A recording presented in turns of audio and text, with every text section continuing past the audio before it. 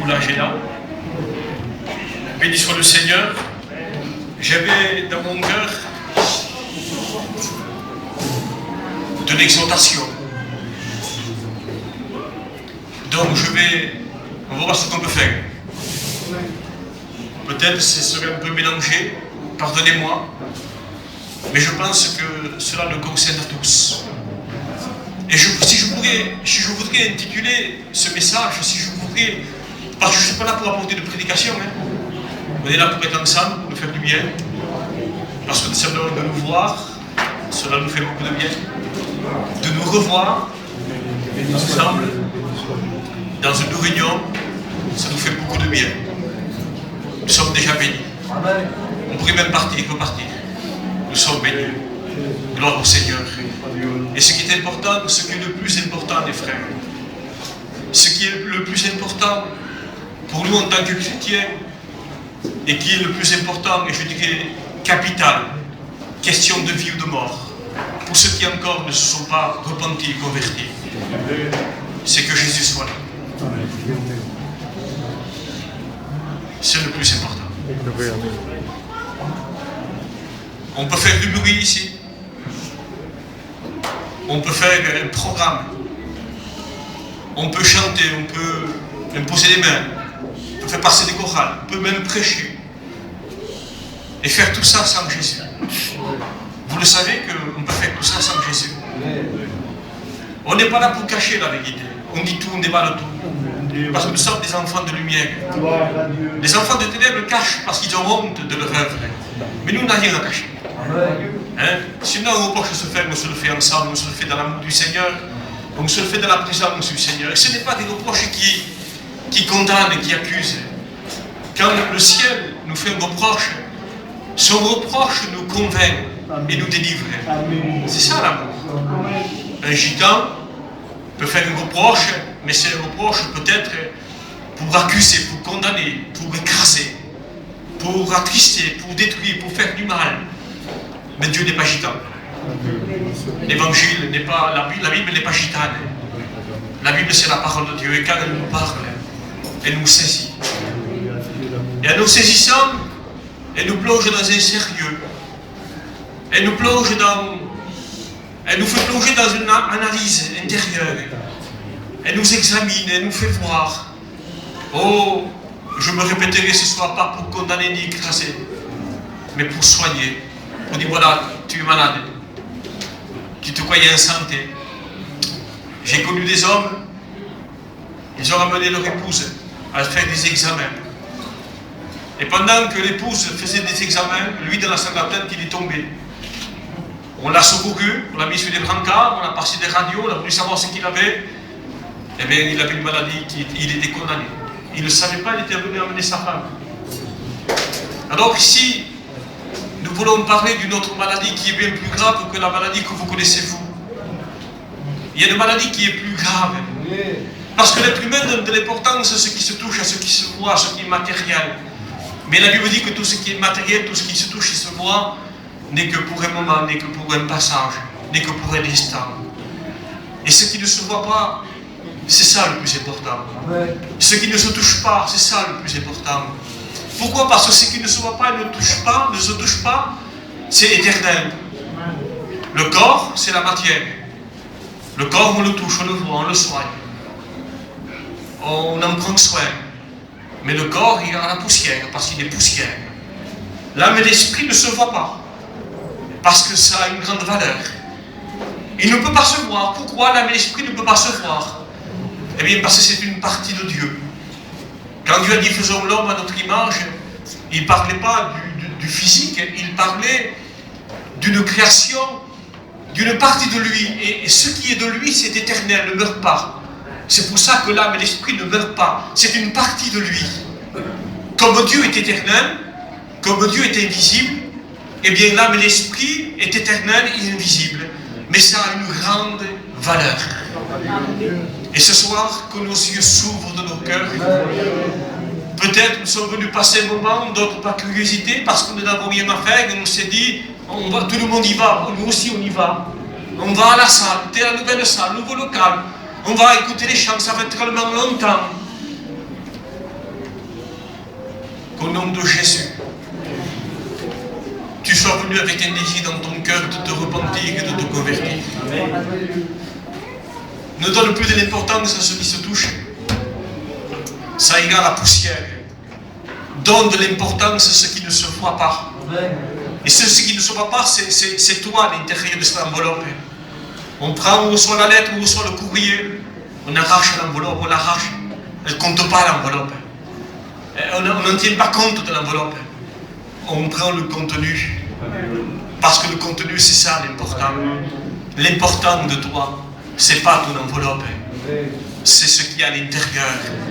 Cette partie de Dieu que Dieu t'a confiée. Pour voir ce que tu en faisais.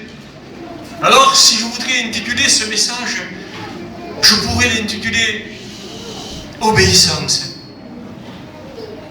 Et obéissance, ça s'adresse à tous. Ça s'adresse aux inconvertis, ça s'adresse aux chrétiens, à la chrétienne, aux nouveaux nés spirituellement, ça s'adresse à l'ancien, à l'ancienne, aux prédicateurs, aux anciens, aux diacres, à tout le monde. L'obéissance s'adresse à tout le monde. Et là, on n'est pas là pour se passer de la pommade derrière le dos, on n'est pas là pour se caresser, se dire tout va bien, tout est beau, tu es gentil, mais on est là pour traiter le mal là où il se trouve. Et si je veux faire une introduction, oh je l'ai déjà fait l'introduction, mais si je voudrais faire une introduction, je pourrais parler de la création, mais on n'est pas là pour faire des savants. De toute façon, on n'en est pas et on ne peut pas, on n'a pas la capacité. On ne peut pas dire qu'on peut faire des simples, hein. On ne peut pas compliquer. Mais si je voudrais parler de ce que nos yeux voient, si on voudrait dire les merveilles avec notre langage limité, bien petit, si on voudrait parler de la création du ciel, des étoiles qui sont là pour illuminer, pour éclairer dans la nuit, on ne peut pas tout expliquer, les étoiles, on ne sait pas. On dit c'est beau, c'est la création du ciel, de Dieu. Si on voudrait parler du soleil, on dirait c'est le plus grand luminaire que Dieu a établi dans le ciel. Et Dieu a donné des ordres au ciel. Il a donné des ordres au soleil. En disant voilà, tu vas réchauffer la terre, tu vas éclairer la terre. Ce sera un signe dans le ciel. Et tu seras un sujet de bénédiction pour la terre. Mais attention, ne t'écarte pas de cette belle distance. Parce que si tu t'écartes, la terre va être congelée. La vie ne pourra pas être. Et si tu t'approches un peu trop au soleil, les hommes vont être, avec la création, vont être carbonisés. Alors je te donne un ordre. Ne dépasse pas cette distance. Ni en plus, ni en moins. Oh, merci à Dieu. Parce que le soleil obéit. Parce que si le soleil n'obéirait pas, on est mort. On est mort. Et Dieu a placé le plus petit luminaire dans le ciel, la lune. Oh, on ne connaît pas, on sait qu'elle est là pour nous éclairer, pour éclairer la terre. Mais on ne sait pas tout ce qu'elle peut faire dans les eaux, dans les océans. C'est elle qui crée la vie, qui donne la vie. C'est elle qui gère notre climat, c'est elle qui gère l'atmosphère. Oh, on ne sait pas tout de la création. On est bien limité. Et Dieu a donné des ordres à la lune. Oh, merci à Dieu. Et si je voudrais dire quelque chose, je dirais merci lune. Merci d'obéir. Parce que si la lune ne serait pas là, on mourrait. Il n'y aurait pas la vie sur la terre. La mer ne produirait pas les aliments qu'elle contient. Les animaux ne se multiplieraient pas dans les océans. Il y aurait des rats de marée. Vous savez que la lune a l'influence sur la mer, les rats de marée, tout ce qui s'ensuit. Si elle se détraque, s'il ne fait pas ce que Dieu lui a commandé de faire, eh bien, la Camargue et toute cette contrée va être inondée, va être anéantie, va être rayée de la carte. La lune obéit au ciel, obéit à Dieu. L'importance de l'obéissance. Comprenons que Dieu, dans son amour, dans le chef-d'œuvre de la création, il a donné des commandements, il a donné des ordres. Et l'humanité est obligée d'obéir, ou sinon, s'il n'y a pas d'obéissance, il n'y a pas de vie. Ça veut dire désobéissance égale mort. Égale mort. Il a dit aux arbres fruitiers, eh bien, arbre, tel arbre, tu vas produire des pommes. Toi des figues, toi des cerises, toi des abricots. Et ainsi de suite. Et le cerisier n'a pas dit, moi je veux produire des pommes. Non, non, non. Dieu lui a dit de faire des cerises, et bien il produit des cerises. Il obéit. La création obéit. Et malheur à qui oserait désobéir. La Bible nous en parle. Un arbre un jour a voulu désobéir. Un arbre. Jésus l'a maudit. Et un arbre, ça lui a appris comme ça de ne pas produire son fruit.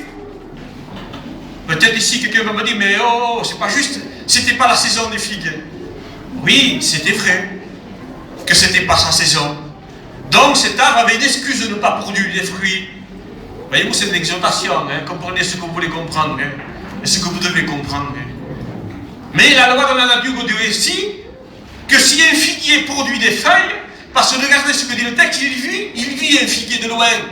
Les feuilles se voyaient. Et la nature dit, même si ce n'est pas la saison, s'il y a des feuilles, automatiquement, il doit y avoir du fruit. Mais lui s'est contenté de paraître. Beaucoup de feuilles. Beaucoup d'ombre peut-être. C'était agréable l'ombre. Vous savez, quand le soleil frappe, l'ombre est agréable. Mais Dieu ne supporte pas l'apparence même qu'un arbre veut paraître. Il ne le supporte pas. Pour lui, c'est de l'hypocrisie. Pour lui, vous savez comment le ciel traduit ça? Mensonge. Mensonge. Hypocrisie. Fausseté. Tromperie. Tricherie. Si on veut paraître ce qu'on n'est pas. Il voulait avoir encore le titre d'un figuier. Mais il n'y avait pas de figue. Jésus le maudit. Voilà la prédication d'exhortation. Quelle gravité de désobéir. Vous savez ce qu'il est écrit dans les Sophonies? Si vous lisez plus haut, il dit, je détruirai celui qui consulte les esprits, les idolâtres. Mais il dit, plus bas, il dit, je détruirai celui qui ne m'écoute pas, celui qui se détourne de moi, celui qui ne me cherche pas, celui qui ne me consulte pas. Je le détruirai, dit. C'est la Bible qui le dit. Alors, moi, l'expression qu'avait dit, celui qui se détourne de moi, je le détruirai. Eh bien, vous savez ce que ça veut dire? Celui qui se détourne de ma parole. Celui qui ne prend pas en sérieux ce que je dis, dit Dieu. Celui qui a l'épaule rebelle en disant, oh, je vis ma vie. La Bible, eh bien, la Bible, c'est pour les vieux, peut-être. Ou pour ceux qui n'ont pas la chance d'avoir la santé, ou la jeunesse, ou la gloire, ou la richesse, dont je veux en profiter. Et la Bible dit, je détruirai celui qui se détourne de ma parole. Celui qui ne me consulte pas. Oui, même ça s'adresse aux chrétiens aussi. Dieu dit, je le détruirai.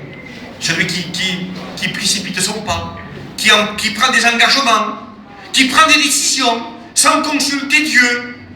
C'est de l'orgueil, c'est de la vanité, c'est de la désobéissance. Ça attriste le ciel. Alors, on peut parler de beaucoup de choses par rapport à la désobéissance. Et vous-même, vous pouvez prendre une feuille et marquer tout ce que peut être une désobéissance. Ça ne s'adresse pas à tous les hommes, ça.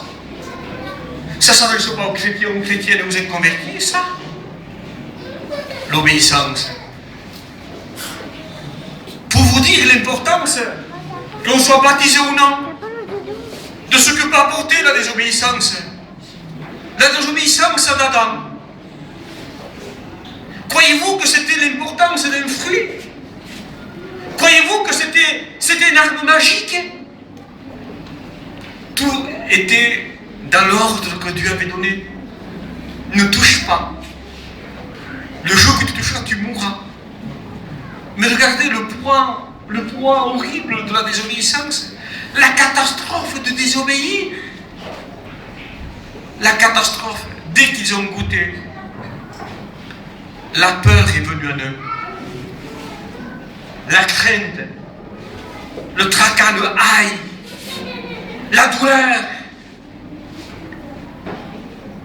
Eux qui se réjouissaient d'entendre la voix de Dieu le Père, ils disent, nous avons entendu ta voix, nous avons eu peur, nous nous sommes cachés.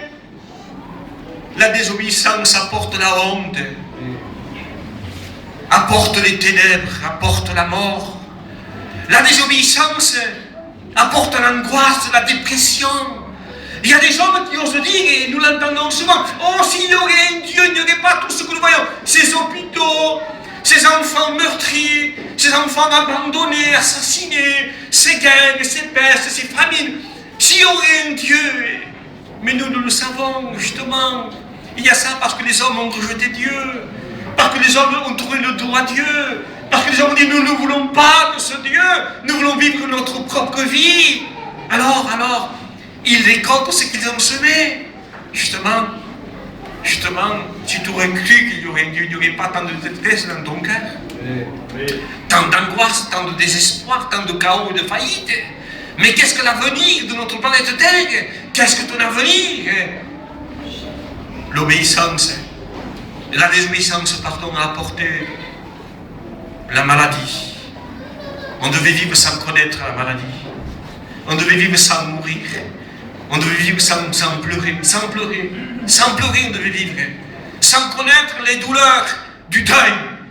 Sans connaître le désespoir, les foyers brisés. On devait vivre comme ça. Dans l'obéissance, c'était ça. Mais la désobéissance a apporté tout ce que vous savez. Tous les pleurs que la vie nous apporte. Égal, ça vient désobéissance. Oh, je t'en supplie ce soir. Que tu puisses réaliser ce qu'apporte la désobéissance. Attire les démons, pardon. La désobéissance fait rentrer les démons chez vous. Que Dieu me pardonne. Je vous dis la vérité. Je vous dis la réalité. On n'est pas là pour se caresser. On est là pour se dire la vérité. Pourquoi? Parce que c'est une question de vie ou de mort. Baptisé ou pas. C'est une soirée d'exhortation et d'évangélisation. Et chacun en prend parce que nous avons de la connaissance par rapport à la parole de Dieu. Et nous ne devons plus être des enfants. L'obéissance ou la désobéissance, nous savons ce qu'apporte l'obéissance. Mais déjà, avec le petit portrait que nous avons essayé de peindre au crayon gris, pas à la peinture, mais déjà nous constatons l'horreur. L'horreur qu'apporte la désobéissance.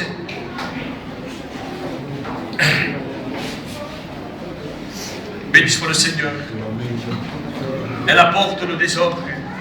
Et ce soir, si je veux aller plus loin par rapport à la désobéissance, si je prends pour vous dire que ça s'adresse même aux chrétiens, je prends un exemple biblique. Je pourrais prendre Moïse, le géant des serviteurs de Dieu, des prophètes, un des plus grands de l'Ancien Testament, de l'Ancienne Alliance. Moïse, pendant qu'il était en train d'obéir, parce que Dieu lui a dit, va en Égypte, tu diras ceci au Pharaon, et dans la nuit, Dieu veut le tuer. Vous pouvez le lire si vous voulez. Et pourquoi? Puisque Dieu le commande et lui il obéit. Pourquoi Dieu veut le tuer dans la nuit? Sa femme le sait pourquoi. Parce que dans un certain domaine, il avait obéi à Dieu. Mais pour le deuxième cas, il n'avait pas obéi à Dieu. Et Dieu est un Dieu saint, un Dieu de justice. Avant de vouloir juger l'inconverti, Pharaon, il juge son fils, sa maison. Et la Bible dit que le jugement va commencer par ma maison. C'est normal, c'est logique. Si on veut prendre encore dans la vie de Moïse, ce géant de la foi et des miracles, vous savez pourquoi il n'est pas rentré en Canaan, vous? Tant de souffrances, tant de peine, La Bible dit que ça a été l'homme le plus patient de la terre pour supporter presque 3 millions et tous ceux qui se sont multipliés encore dans le désert. Mais pas mal sont morts quand même aussi. Hein. Et la Bible le dit, les actes le disent. Ils sont tombés morts dans le désert parce qu'ils n'étaient pas agréables à Dieu. Ils sont tombés morts dans le désert parce qu'ils désobéissaient. Et pendant la marche, ils sont tombés morts. Et ça a été la nouvelle génération qui est rentrée. Hein, attention les frères, que des âmes s'ajoutent. J'allais dire à Moquin. Que les âmes s'ajoutent à Tarascon. Mais gardez-vous que vous ne soyez pas remplacés. Gardez-vous. Pourquoi Moïse n'est pas rentré en Canaan? Pourtant, lui, eh bien, je vous le dis tout simplement. À un moment donné, le peuple a soif. Et Dieu dit à Moïse, et voilà, le peuple murmure, mais bon, ils ont soif. Tu prendras ton bâton. Moi, je passerai devant. Je me tiendrai sur le rocher. Et tu frapperas le rocher. Et Moïse arrive et fait ce que Dieu lui avait dit. Il frappe le rocher et une source jaillit de ce rocher pour désaltérer le peuple d'Israël. Et le peuple ne meurt pas de soif, il est désaltéré. Quelque temps plus tard, le peuple encore a soif. Il est pressé par la soif.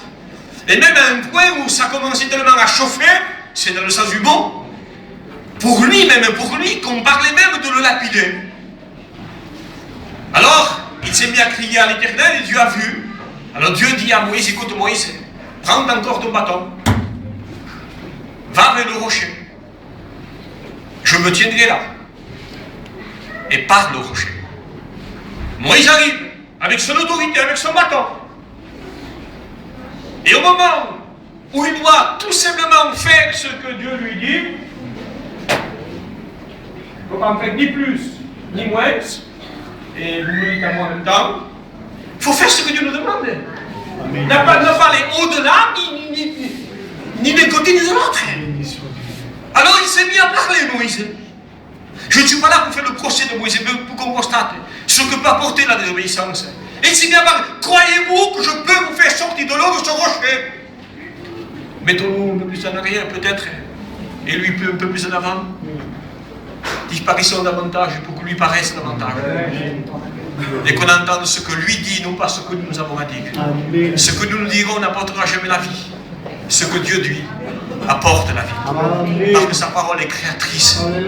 Alors, il a commencé à parler, et dans un zèle, il prend le bâton, il frappe le rocher. Et résultat, l'eau coule. L'eau coule. Normalement, logiquement, l'eau ne devrait pas couler, puisqu'il y a des obéissances. Mais ça coule quand même pour le peuple. Ça coule quand même pour le peuple. Parce que Dieu voit la soif du peuple. Dieu voit l'intérêt du peuple. Alors Dieu, tant pis, il passe au-dessus de ça. Il donne de l'eau à son peuple. Et dans les Psaumes, il est dit que Moïse n'est pas rentré dans le pays de Canaan.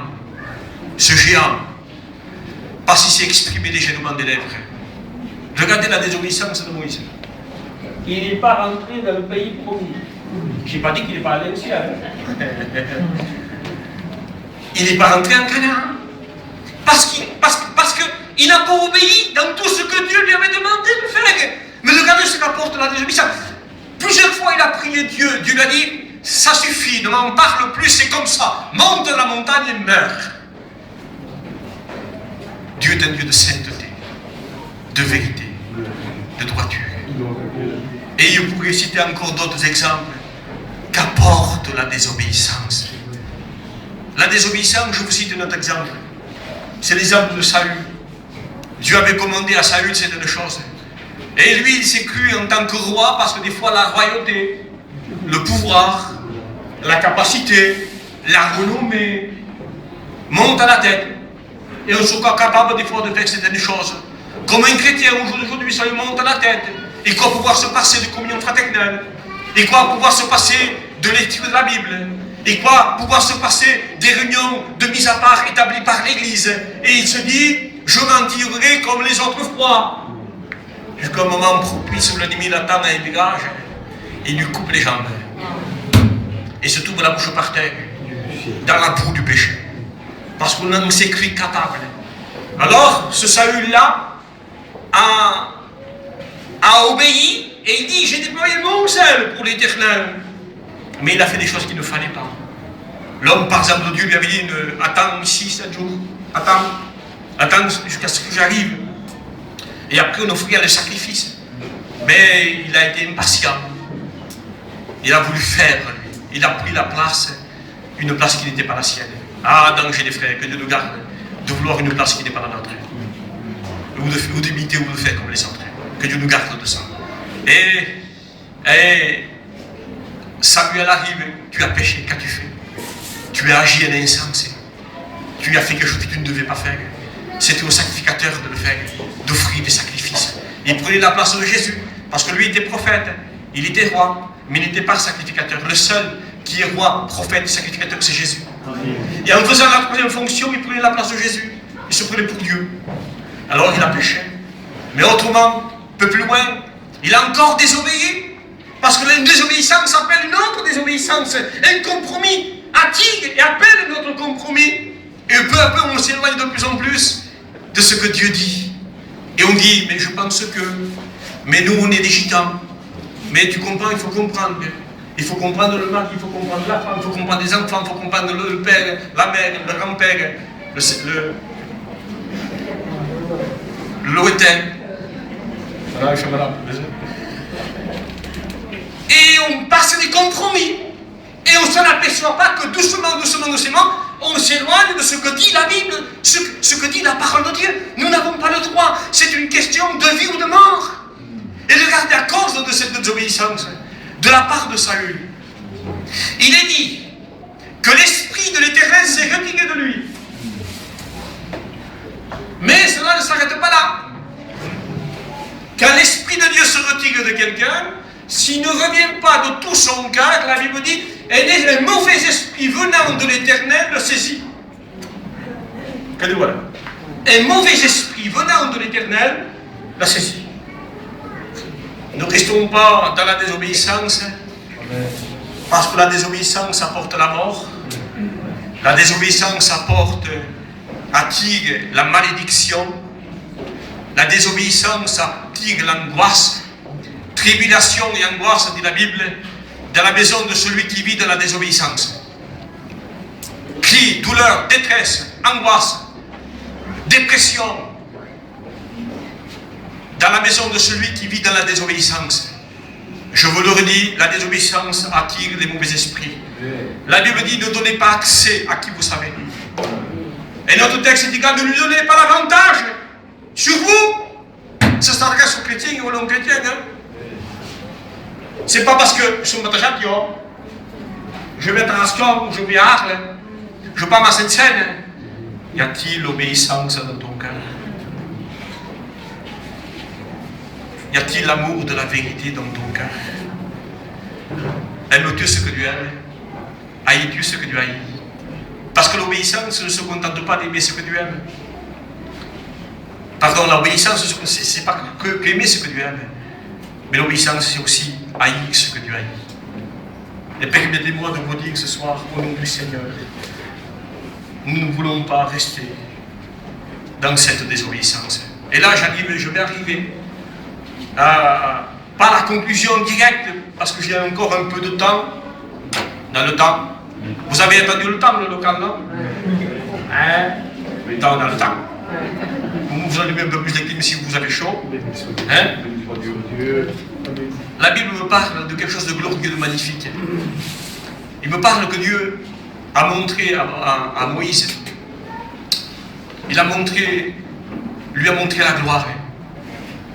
Il lui a montré l'arche de l'alliance. Et Dieu va dire à Moïse, voilà, tu feras ça. Tu le feras comme tu as vu, comme je t'ai appris, comme je te l'ai dit. Et tu feras en sorte qu'il y ait le tabernacle dans le désert. Et que l'arche de l'alliance se trouve en dessous de ce tabernacle. Et si vous lisez dans la parole de Dieu, dans le livre de l'Exode, vous voyez quelque chose de magnifique. Où il dit que Moïse a été fidèle dans ce qui est de la maison de l'Éternel. Et il est dit que Moïse a fait ce que Dieu lui avait dit par rapport à l'arche et par rapport au tabernacle. Et la preuve que Moïse avait été fidèle, c'est qu'après la construction, la gloire de Dieu, la nuée de Dieu est tombée sur le tabernacle. Et Dieu était là, descendu. Dieu était descendu parmi les hommes, parmi son peuple. Merci mon Dieu. Vous savez que Dieu ne pouvait pas descendre. Dieu ne pouvait, trop saint, il ne pouvait pas descendre sur la terre. S'il descendait comme ça, la terre était consumée par le feu. Moïse, que personne ne touche la montagne. Moïse, ôte tes souliers de tes pieds, car le lieu où tu te tiens est saint. Trop saint. Alors Dieu a voulu qu'il y ait un endroit saint, un endroit parfait, un endroit unique. Et Moïse dit, tu le feras comme ça, voilà, tant de centimètres, tant de millimètres, tu le feras de cette façon-là, avec de tels matériaux, tel matériel, telle couleur, tel tapis. Tu le feras de telle et telle dimension. Et parce que Moïse a été fidèle, Dieu a vu l'obéissance. Alors, le ciel s'est ouvert. Le ciel s'est ouvert. Et la gloire de Dieu est descendue. La présence de Dieu. Vous savez ce que c'était ça? C'est la paix qui venait. C'est la joie qui venait. C'est la liberté qui venait. C'est la guérison qui venait. C'est la vie qui est descendue. Dieu ne pouvait pas descendre. Mais où il est descendu, Dieu? Il est descendu sur l'obéissance. Écoutez-moi bien, ça devient précis et primordial et capital pour tout chrétien aussi, ce que je vais dire encore ce soir. Ça va être dans cette conclusion-là, de quelques minutes peut-être. Mais ne soyons pas distraits. Au nom de Jésus. Il est descendu sur l'obéissance. C'était Dieu parmi les hommes. Gloire soit rendue à Dieu. Parce que là, la nuée était là. Quand la nuée se levait, le peuple d'Israël se levait et partait. Quand la nuée s'arrêtait, le peuple s'arrêtait. Et la nuit se doit se changer en corne de feu pour éclairer le camp. C'était Dieu parmi les hommes, c'était la bénédiction. Les frères, pour que vous compreniez davantage et que ce soit plus clair, je vais sauter un peu pour que l'on apprécie ce que je suis en train de vouloir vous expliquer avec ma faiblesse de langage. Il est beau ce local. Il est magnifique. Merci à Dieu de nous l'avoir donné. Je me mets avec vous, moi. Moi, pas mis dehors, non? Il nous l'a donné. Il est à vous. Gloire à Dieu pour les cantiques, pour la sonore, pour les chaises, pour tout. Gloire à Dieu. Mais si lui n'est pas là, on va faire du bruit. Les âmes vont venir. Ils vont m'écouter. C'est beau, c'est gentil, c'est joli. Mais au revoir. Ce que nous voulons, c'est que la lumière de Dieu descende. On ne peut pas convertir quelqu'un. On va parler d'eux ce soir. Les pauvres, ils sont esclaves. Les yeux ne voient pas, ils sont aveuglés. Et la Bible dit qui les a aveuglés? Le prince de ce monde. Il les a trompés par tout ce qui brille. On peut aller dans un supermarché, musique. Un coiffeur, musique. Partout de la musique. Pour que l'homme ne réfléchisse pas. Que l'homme ne calcule pas. Plein de panneaux publicitaires partout. Pour que l'homme soit pris par ça. Vous allez à la boîte à lettres. Voilà le papier de publicité. Et vous ne voulez pas le lire. Vous allez faire quelque chose. Il n'y a rien à faire. On s'assoit et on le feuillette tous. On est attiré par ces choses. Mais tout dans un but. Que l'homme ne réfléchisse pas. Que l'homme ne rentre pas en lui-même. Pour qu'il constate sa misère, sa pauvreté, sa bassesse, qui le plonge toujours de plus en plus loin dans le péché et dans la mort, dans la séparation de la famille, de la femme, du mari, des enfants, de la famille. Fait tomber l'homme dans le déshonneur. Ça, les hommes aujourd'hui sont aveuglés, ne se l'aperçoivent pas. Ils sont tenus à servir esclaves. La Bible dit qu'il les a capturés pour les soumettre à sa volonté. C'est un méchant, le prince de ce monde. Nous, on ne peut rien faire contre lui. Marie, nous avons cette autorité, parce qu'il ne peut pas nous toucher. Mais le seul, nous ne peut pas convaincre quelqu'un, on ne peut pas le sauver, nous. On peut lui apporter l'évangile. Et on doit lui apporter l'évangile. Mais c'est l'action du Saint-Esprit qui convainc de péché, de justice et de jugement. Alors, vous comprenez pourquoi nous avons besoin qu'il descende. Mais retenez ça, il ne descend que sur l'obéissance. Je vous cite un exemple. Jésus dans les eaux du baptême. Jésus est là. Il est dans la prière. Le ciel s'ouvre. La gloire de Dieu paraît. Le Saint-Esprit descend sur lui comme sur une forme de colombe. Et nous entendons la voix du ciel. Celui-ci, mon fils bien-aimé. Il y a le Père, et il y a le Fils, et il y a le Saint-Esprit. Oh, j'ai sauté, parce qu'il y a le tabernacle, mais il y avait aussi le temple. tant pis, on le met de côté pour la prochaine fois le temple. Parce que le temple, c'est nous. Le temple, c'est nous. Et le temple a été fait comme Dieu a voulu qu'il soit fait. Et parce qu'il a été fait comme Dieu a voulu qu'il soit fait, la nuée de Dieu est descendue, la gloire de Dieu est descendue et demeurée dans le lieu très saint. Vous comprenez? C'était encore Dieu avec les hommes. Mais la religion est venue, les années sont venues, le temps est venu, l'habitude. Alors Dieu dit non, ça non, il ne faut pas continuer, ils sont devenus des religieux. Telle et telle dénomination, tel nom, voilà. Quelques neuvaines, quelques prières. Il faut autre chose. Il a fallu qu'il descende, lui, le parfait, l'unique.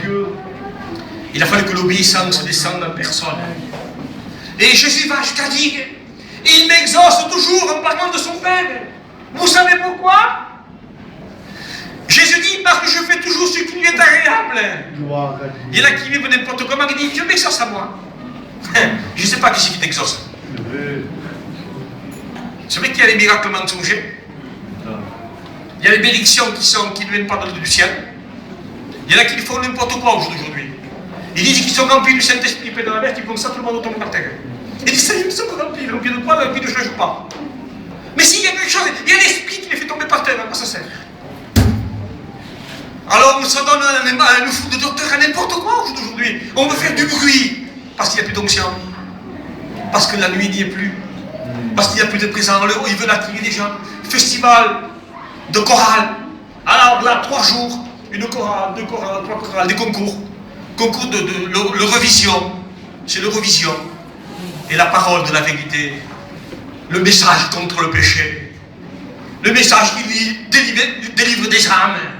Qui éclaire les yeux. Qui fait tomber les chaînes, les liens, qui lit les démons. Oui, cet évangile. Eh bien, c'est tout pas tarscon.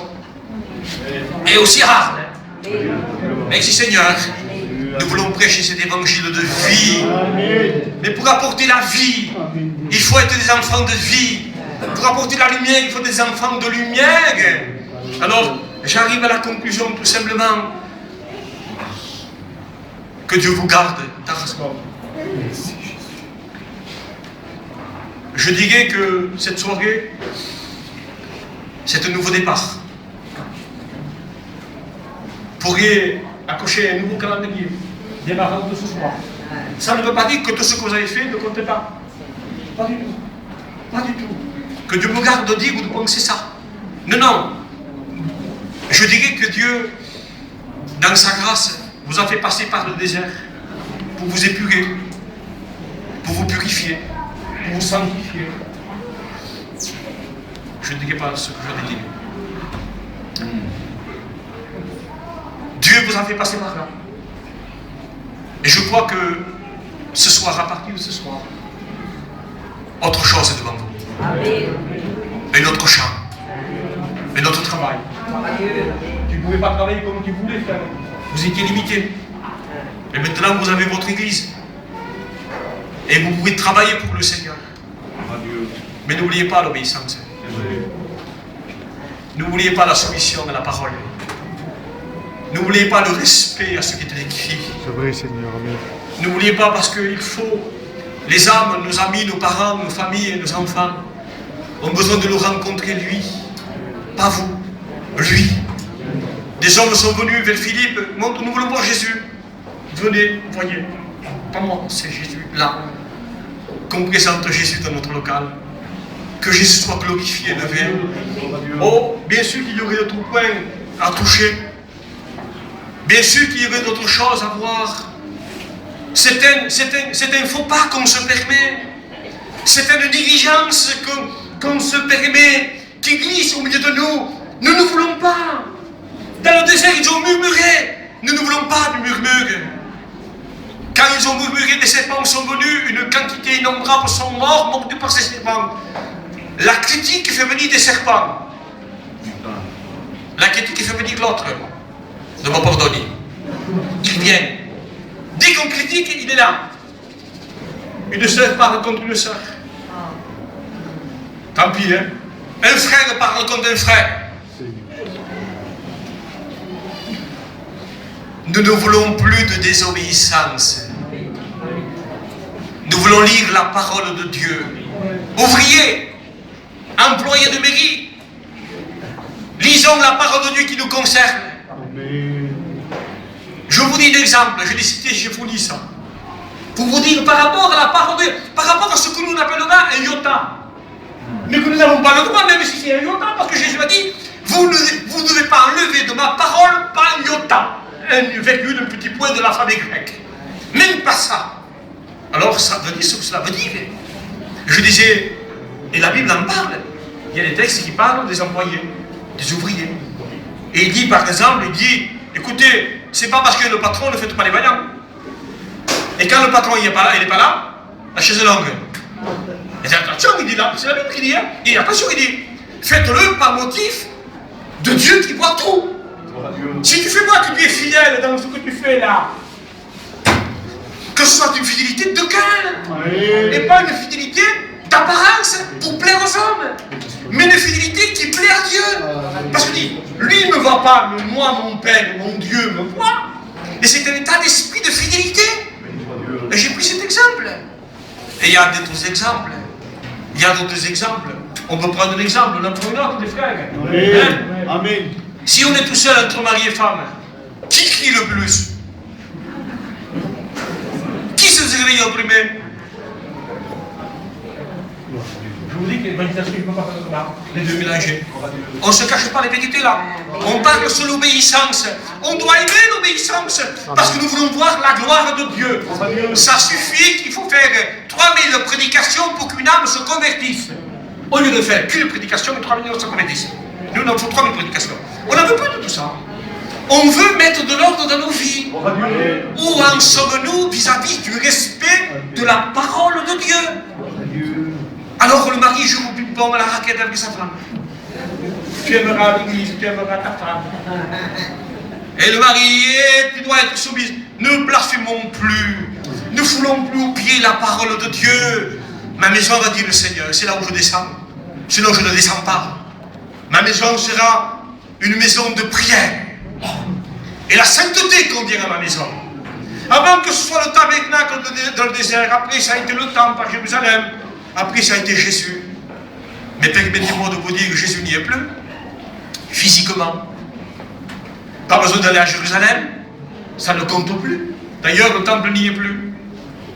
Ce qui est important, c'est ce que nous sommes, le temple. Et là, il nous dit que nous sommes le temple du Saint-Esprit. Et que si au tabernacle, les hommes se rencontraient avec Dieu, si dans le temple, les hommes se rencontraient avec Dieu, si avec Jésus, on pouvait rencontrer Dieu, maintenant, le seul moyen pour que les âmes rencontrent Dieu, c'est nous. C'est l'Église, c'est les frères, c'est les sœurs. Arrêtons avec les mauvais témoignages. Que la maison soit une maison de sainteté, de prière, d'amour et de respect de la parole de Dieu. Vous voulez un peu plus d'harmonie entre mari et femme? Serrez la parole contre votre cœur. Si le mari la serre contre son cœur, il dit, Seigneur, je veux te plaire. Je veux que ton huile descende sur moi. Je ne veux plus que mes mots dépassent la réalité de ce que je suis, de ce que je vis. J'en ai assez de l'être et je veux l'esprit qui descend sur la lettre, qui la rend vivante. Seigneur, qu'est-ce que tu me dis, toi, par rapport à ma maison, par rapport à ma responsabilité de chef de famille, par rapport à ce que je dois garder, cultiver mon jardin, par rapport à ce que je dois éduquer mes enfants, par rapport à ce que je dois veiller à ce que le serpent ne rentre pas dans mon foyer, que je ne donne pas accès, même dans mon travail, même dans le domaine du travail, du commerce, je dois veiller à ce que le serpent ne rentre pas. Mais c'est mon fils qui, à cause de lui, moi je ne peux pas le faire, mon fils est un païen, il peut le faire, lui. Faux! La Bible dit, tu l'inculqueras à tes enfants. Tu en parleras quand tu te lèveras, tu en parleras quand tu te coucheras. Ne blasphémez plus en disant, moi je ne peux pas me le mettre, sa maman. Mais toi tu es jeune, tu peux le mettre. C'est dire que l'évangile est pour moi, mais ça c'est un autre évangile. Et un autre évangile qui n'est pas de Dieu. Que dit la parole de Dieu vis-à-vis des mères, vis-à-vis des jeunes filles ou par rapport aux garçons? Vous voyez, est-ce qu'on se voit ce soir? Est-ce qu'on se voit au miroir? Est-ce qu'on fait l'examen? Pourquoi on dit tout ça? Pourquoi on ne cache pas? Parce que nous voulons que ceux qui sont perdus ici ce soir sachent que ici c'est un endroit de lumière, de vérité, de pureté, de sainteté. Et que Dieu ne descend que dans un endroit de pureté, de vérité et de sainteté. Nous voulons voir la gloire de Dieu dans nos réunions. Nous voulons voir l'action du Saint-Esprit dans nos réunions.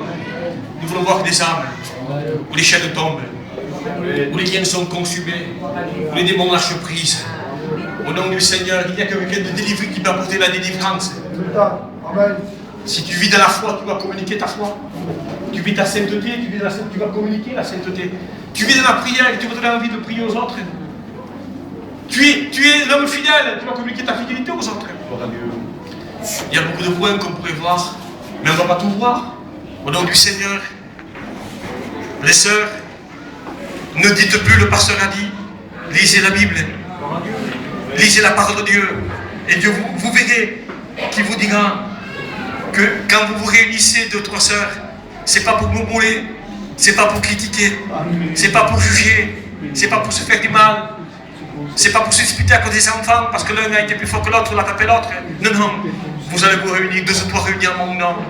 Vous allez vous donner de la prière et l'onction va descendre. Deux dans une maison s'accordent.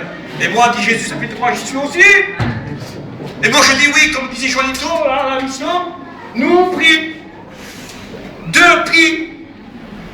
Et Dieu est assis sur son trône. Et il voit son fils qui fait ça. Je suis d'accord, moi. C'est moi qui te le demande. Alors Dieu a été sur son fils.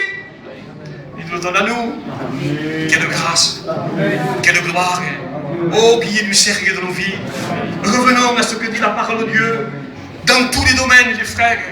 Dans toute la parole de Dieu. Je vous cite un exemple et je conclus. Il y a très longtemps, j'étais venu ici faire les 3 jours qu'on appelle. Maintenant, on est plus tranquille, hein. Mais on était trop gitans. Même dans le monde chrétien, il y avait trop de gitanisme. Et on m'a appelé, on m'a présenté. Et je me suis présenté. Et une cousine à moi, elle me dit, t'as ce qu'il faut.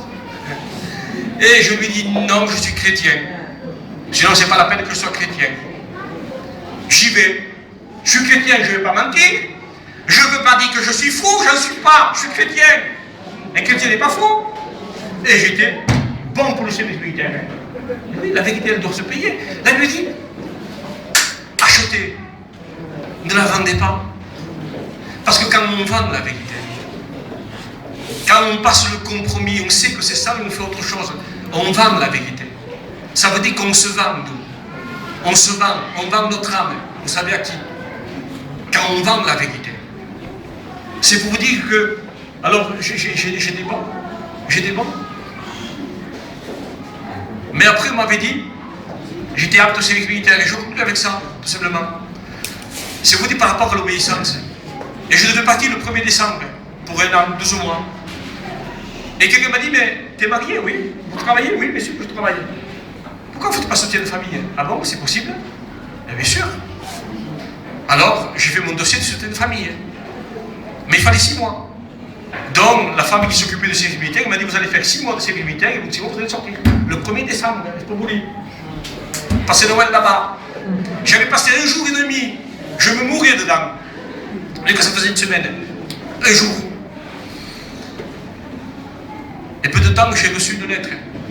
Encore de Marseille, disant, écoutez monsieur, si vous voulez, vous pouvez reculer de 6 mois encore. J'ai reculé de 6 mois, ça m'a permis de faire mon dossier. Toute chose concourt au bien de celui qui obéit. C'est un exemple que je vous prends. Il y en aurait des dizaines, des centaines. L'honnêteté, Dieu est avec toi. La vérité, Dieu est avec toi. L'obéissance, les frères. L'obéissance apporte la vie. Détournez-vous de la désobéissance. Ne soyez plus fraudeurs. Ne soyez plus tricheurs. Ne soyons plus des enfants de la nuit, mais des enfants de lumière qui aiment la lumière. Disant, Seigneur, je me sens esclave ce soir, je me sens asservi, parce que ma vie est une vie de désobéissance. Mais je comprends que tu n'es pas là pour me condamner, comme je disais tout à l'heure à l'introduction, mais tu es là pour me délivrer, m'affranchir. Je le crois de tout mon cœur ce soir. Il peut y avoir des chaînes qui vont être brisées. Pour ceux qui ne font pas partie de cette famille, on n'est pas plus que vous, on est différents. Mais qu'est-ce qui fait cette différence? C'est que nous, on a accepté Jésus. Amen. Et toi pas encore. Mais si tu l'acceptes, les derniers deviennent les premiers. Vous nous passez devant. Le dernier qui passe premier, ça ne fait pas de différence, de distinction. Il nous aime. Et c'est parce qu'il nous aime qu'il nous dit attention à la vérité, à l'obéissance. Pourquoi? Je veux vous bénir. Je veux vous guérir. L'autre jour, je vais passer devant un texte, vite fait. Passer sur un texte. De loin, je l'ai vu.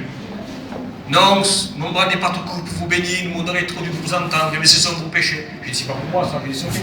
Mais après, j'ai dit, je vais le relire. Je peux changer le mot péché. Mais le Seigneur me dit, je voudrais t'exaucer dans tel et tel domaine. Mais parce qu'il y a de la désobéissance, je ne peux pas. Je ne peux pas. Combien de bénédictions on se prive?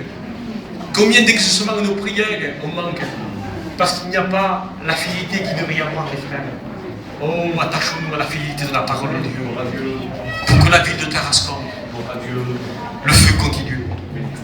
Le feu continue. Et je crois que vous êtes dans un nouveau départ. Ne manquez pas le coche. Il y a des églises qui meurent parce qu'ils ont joué avec la vérité. Parce qu'ils sont tombés dans la religion. Ils ont passé des compromis. L'huile a cessé de loin. Ils font du bruit. Ils chantent des cantiques. Dieu n'est plus dans ces églises. Qu'au nom de Jésus-Christ, gardez votre église sous l'onction par l'obéissance à la parole de Dieu. Voulez-vous qu'on s'incline? Je ne voudrais pas trop fatiguer parce que ça fait chaud quand même. Allez, les allumer plus tôt et mettre la 4e clim, ce serait pas mal. Cela est nécessaire. Je vous en supplie. Toi qui encore n'as pas donné ton cœur à Dieu, je ne veux pas faire d'appel ce soir. Mais toi qui n'as pas donné ton cœur à Dieu, veux-tu que la nuée descende sur toi? Veux-tu que l'onction descende sur ta vie? Si l'huile a cessé de te oindre, veux-tu que l'huile te oigne à nouveau? C'est possible. Veux-tu être renouvelé ce soir? Veux-tu sortir des griffes de l'ennemi? Veux-tu sortir de la nuit de l'esclavage pour rentrer dans la liberté? Alors, je ne fais pas d'appel, je ne demanderai pas de lever ni ta main. Tu baisses ta tête, tu fermes tes yeux et tu fais une prière. Qu'il n'y a que toi et Dieu qui l'entendent. Seigneur, je te demande pardon. J'ai été rebelle. Je ne t'ai plus cherché. Je t'ai désobéi. Je me suis livré au mal, au péché. Je te demande pardon. Que ton sang me purifie. Seigneur, sauve-moi. Je me donne à toi ce soir. Je me livre à toi. Âme, corps, esprit. Je voudrais que Calice vienne prier pour tous ceux qui ont fait cette prière.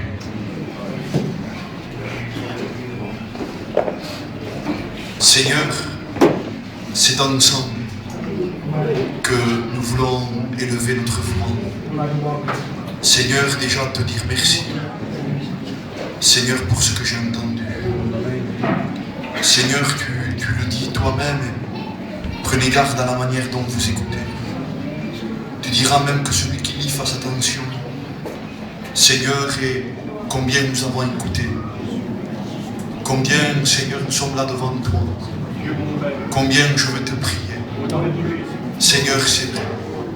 Pour celui ou celle qui te fait dans le secret cette prière, comme disait ton serviteur, en te disant, Seigneur, pardonne-moi, sauve-moi. Alléluia. Seigneur, je veux te prier aussi pour ton peuple, ton Église. Seigneur, pour chaque frère, chaque sœur, qui va aller plus loin dans l'obéissance. Seigneur, merci pour ce que nous avons entendu ce soir. Pour ta parole, tu parles tantôt d'une manière, tantôt d'une autre. Seigneur, et nous savons que ce que tu préfères, Seigneur, ce n'est pas les sacrifices. Seigneur, mais c'est l'obéissance. Merci pour ce que nous avons entendu. Permets que ta parole soit serrée dans nos cœurs pour qu'en quittant ce lieu, Seigneur, qu'on ne pêche pas contre toi. Nous voulons marcher à la lumière. Nous voulons venir à la lumière. Nous ne voulons pas se cacher, nous ne voulons pas s'en éloigner. Nous voulons garder ta parole. Seigneur, merci pour cette réunion. C'est maintenant que tu nous as parlé. Et c'est maintenant que nous voulons obéir. Demain, on ne le connaît pas. Seigneur, il t'appartient. Toi seul connais. Mais c'est maintenant, Seigneur, dans le secret de nos cœurs, que nous te disons merci et que nous voulons répondre à ton appel. Béni sois-tu. Merci pour les ministères. Merci pour les anciens, pour les frères. Seigneur, pour ce que tu as donné à l'Église. Seigneur, merci de tout notre cœur. À toi la gloire, l'honneur et l'action de grâce. Amen.